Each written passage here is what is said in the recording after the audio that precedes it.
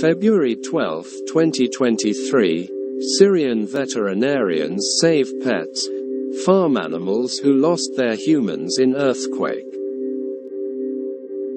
As the White Helmets ended their search and rescue operations for people in opposition-held Syria, animal sanctuary workers found battered animals, alive.